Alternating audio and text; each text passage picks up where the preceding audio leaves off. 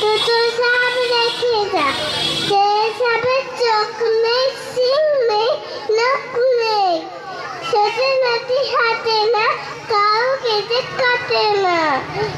ফলে না তো ফুসফাস, মারে না তো ধুস ধাস।